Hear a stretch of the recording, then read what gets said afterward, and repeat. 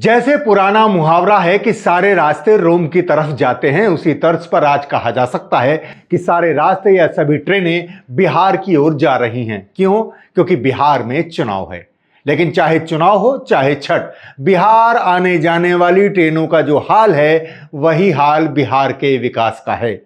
जैसे बिहार के लोग छठ पर घर जाने के लिए ट्रेन के दरवाजे पर पायदान पर लटके थे, वैसे ही विकास की ट्रेन में बिहार निचले पायदान पर लटका है और अपराध के मामले में यूपी के साथ ट्रेन की छत पर चढ़ा है।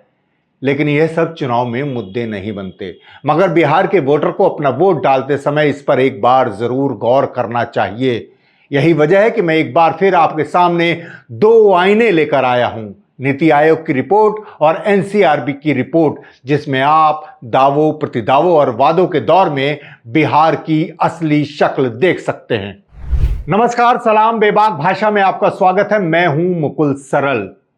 नीति आयोग की रिपोर्ट की माने तो बिहार विकास सूचकांक में सबसे निचली पायदान पर है, 28 राज्यों में 28वें स्थान पर। जी हां, इससे अलग हुआ इसका पड़ोसी राज्य झारखंड भी इससे ऊपर है।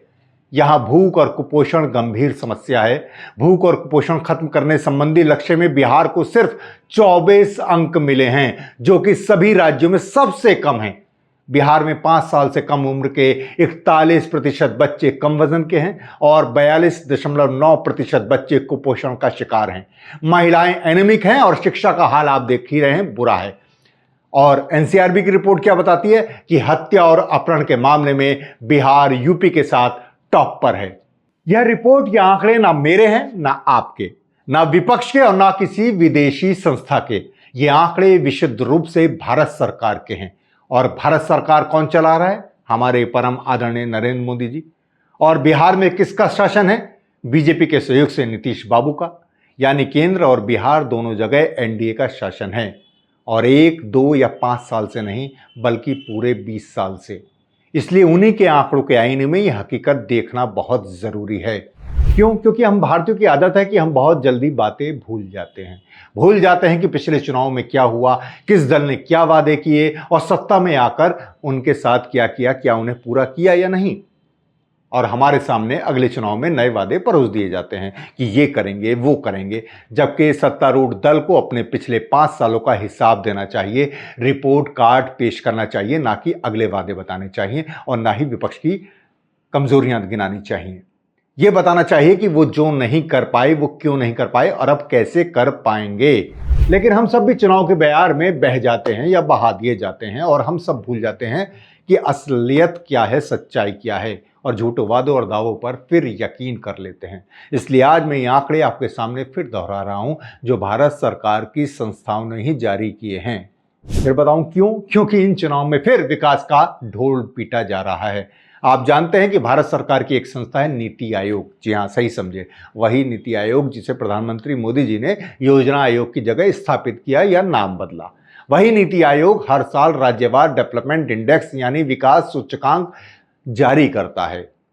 नीति आयोग संयुक्त राष्ट्र की तरह ही देश में एसडीजी इंडिया इंडेक्स और डैशबोर्ड जारी करता है।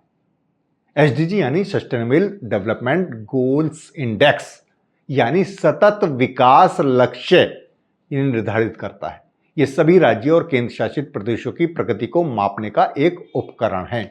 इसमें गरीबी उन्मूलन, भुखमरी समाप्ति, स्वास्थ्य और कल्याण, गुणवत्तापूर्ण शिक्षा, जेंडर इक्विलिटी, साफ पानी, सस्ती और स्वच्छ ऊर्जा, सम्मानजनक काम, आर्थिक वृद्धि यानी जिसमें आता है रोजगार दर, प्रति व्यक्ति आय आदि, श्रमिक भागीदारी, उद्योग धंधे, इनका बुनियादी ढांचा, असमानताओं में कमी हुई या नहीं हुई, सामाजिक आर्थिक भेदभाव, एससी एसटी के लिए योजनाओं का असर, और फिर शांति, न्याय आदि। इस तरह के करीब 16 लक्ष्य होते हैं, गोल होते हैं।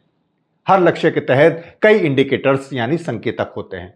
प्रत्येक लक्ष्य का औसत निकालकर 0 से 100 के बीच स्कोर दिया जाता है, नंबर दिए जाते हैं। साल 2018 में यह शुरू किया गया, और अब तक जो सबसे नई और ताजा रिपोर्ट हमारे पास उपलब्ध है वो है 2024 की, जो अभी बीता है, पिछला साल। 2023-24 की इस रिपोर्ट में केरल और उत्तराखंड टॉप पर है, यानी हर पैमाने पर विकास के वो ऊपर है, जबकि बिहार बॉटम में यानी फिसड्डी। केरल और उत्तराखंड को 79 अंकों के साथ सर्वश्रेष्ठ प्रदर्शन करने वाले राज्यों का दर्जा दिया गया है, जबकि बिहार 57 अंकों के साथ सबसे खराब प्रदर्शन कर रहा है। झारखंड भी 62 अंकों के साथ उससे ऊपर है।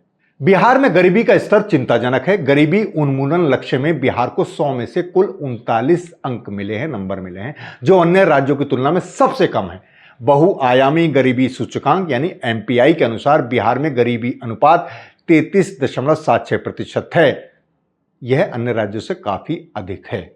केरल में तो यह अनुपात 1% से भी कम है, महज 0.5%। जी हां, तभी तो केरल अति गरीबी से मुक्त होने वाला भारत का पहला राज्य बन गया है। इसकी बाकायदा घोषणा हो गई है। उधर नीति आयोग की रिपोर्ट के अनुसार बिहार में अभी भी 11.3% परिवार कच्चे मकानों में रहते हैं। बिहार में 15 से 49 वर्ष की आयु के 63.1% गर्भवती महिलाएं एनीमिक हैं, या एनीमिक यानी शरीर में खून की कमी होना। राष्ट्रीय खाद्य सुरक्षा अधिनियम NFSA के तहत 100% कवरेज के बावजूद उच्च कुपोषण दर खाद्य वितरण और पोषण कार्यक्रमों में जो प्रणालीगत सिस्टम की समस्याएं हैं उन्हें बता रही है। ये सब नीति आयोग के आंकड़े हैं। बिहार स्वास्थ्य सेवाएं उपलब्ध कराने में 28 राज्यों में 22वें स्थान पर है। 28 राज्य है, उसके अलावा केंद्र शासित, इसमें 22वें स्थान पर है राज्यों में। बिहार की मातृत्व मृत्यु दर प्रति 1 लाख जन्मों पर 118 है। 5 वर्ष से कम उम्र के बच्चों की मृत्यु दर प्रति 1000 जन्मों पर 30 है। ये आंकड़े कई अन्य प्रदेशों की तुलना में बेहद चिंताजनक हैं।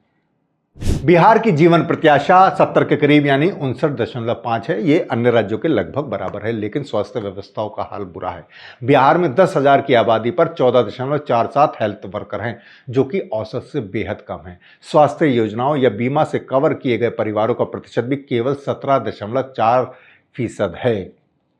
बिहार को शिक्षा के क्षेत्र में महज 32 अंक मिले हैं और यह सूची में सबसे निचले पायदान पर है। जी हाँ, जो बिहार जिसके बारे में दावा किया जाता है कि उसे सुशासन है। राज्य में प्रारंभिक शिक्षा कक्षा में 1 से 8 तक का नामांकन दर तो ठीक है, 97% है, 97, जो अन्य राज्यों की तुलना में बेहतर है। लेकिन माध्यमिक स्तर यानी कक्षा 9 से 10 में औसत वार्षिक ड्रॉप आउट दर 20 से भी ऊपर है। उच्च माध्यमिक शिक्षा में नामांकन अनुपात 35.9% है, जो दर्शाता है कि बड़ी संख्या में छात्र उच्च शिक्षा तक नहीं पहुंच पाते हैं। बिहार में प्रति 1000 पुरुषों पर 908 महिलाएं हैं। यह राष्ट्रीय औसत से भी कम है। 2011 की जनगणना के अनुसार हम जानते हैं कि भारत में जो राष्ट्रीय औसत है वो 1000 पुरुषों पर 943 महिलाओं का है। लेबर फोर्स में शामिल पुरुषों और महिलाओं का अनुपात महज 0.22% है। दोनों की आय में भी काफी गैप है। बिहार की आर्थिक वृद्धि और यहां पर रोजगार के अवसर सीमित हैं। इस इंडेक्स में 54 अंकों के साथ बिहार सबसे निचले स्तर पर है। जी हाँ, ये बिहार है जहां 20 साल से नीतीश बाबू का शासन है, सुशासन है। आय की असमानता देख लीजिए। आय असमानता में भी बिहार उच्च असमानता को दर्शाता है। तो ये तो हुई भारत सरकार के नीति आयोग की रिपोर्ट। जी हाँ, आप जाकर देख सकते हैं 2024 की रिपोर्ट, जिससे बिहार के विकास के धागे खुल गए हैं, ढोल की पोल खुल जाती है। अब आपको भारत सरकार के एक दूसरी संस्था NCRB यानी नेशनल क्राइम रिकॉर्ड ब्यूरो, राष्ट्रीय अपराध रिकॉर्ड ब्यूरो के भी आंकड़े मैं मोटे मोटे तौर पर दे देता हूँ। हालांकि ये अभी पिछले दिनों ही सितंबर में जारी हुए, लेकिन जैसा मैंने कहा हम बहुत जल्दी भूल जाते हैं और अब इस समय चुनावी भाषणों में और नारों में उलझे हुए हैं और असल मुद्दे और सवालों से भटक जाते हैं। वो सवाल ही नहीं पूछते, इसलिए इसे दोहराना जरूरी है। NCRB ने करीब 1 साल की देरी से 2023 के अपराध की रिपोर्ट अभी 2025 में जारी की। इसमें आप खुश हो सकते हैं, यहां बिहार निचले पायदान पर नहीं है जैसे विकास सूचकांक में है। इसमें अपराध के मामले में यूपी के साथ कंधे से कंधा मिलाकर टॉप पर बना हुआ है। आंकड़ों के मुताबिक हत्या और अपहरण के मामलों में उत्तर प्रदेश और बिहार टॉप पर हैं। यूपी नंबर 1 और बिहार नंबर 2। दहेज हत्या में भी यही स्थिति है। दलितों के खिलाफ अपराध और अत्याचार के मामलों में भी बिहार टॉप 5 राज्यों में है। हालांकि महिलाओं पर अपराध और बलात्कार आदि के मामलों में आप संतोष कर सकते हैं कि बिहार टॉप 5 में नहीं है, लेकिन टॉप 10 में जरूर है। कुल मिलाकर नीति आयोग और NCRB के आंकड़ों के आधार पर कहा जा सकता है कि विकास के मामले में बिहार आज भी बीमारू राज्य है और अपराध के मामले में आज भी वहां जंगल राज है। भले ही मोदी, शाह और नीतीश जी को और उनके गोदी मीडिया को आज भी 20 साल पहले का जंगल राज ही दिखता और सताता है, क्योंकि उनके राज में या तो राम राज हो सकता है या फिर सुशासन। जंगल राज तो उन्होंने अपनी डिक्शनरी में सिर्फ विपक्ष के लिए सुरक्षित किया है ये शब्द। तो आंकड़े नोट करके रखिए, ध्यान रखिए, ये विपक्ष के नहीं सरकार के आंकड़े हैं। वास्तविक स्थिति इससे बुरी हो सकती है, अच्छी नहीं, खासकर अपराध के मामले में, क्योंकि आज भी बड़ी संख्या में अपराध दर्ज नहीं किए जाते, पीड़ित कमजोर लोगों को थाने से ही लौटा दिया जाता है। तो अब वोट की चोट का समय है और याद रखिएगा कि आपको अपने और अपने बिहार के भविष्य के लिए किन मुद्दों पर वोट करना चाहिए। कसौटी मैंने आपको दे दी है, तो इस कसौटी पर कस लीजिए नेताजी के वादे और सुशासन के दावे। शुक्रिया।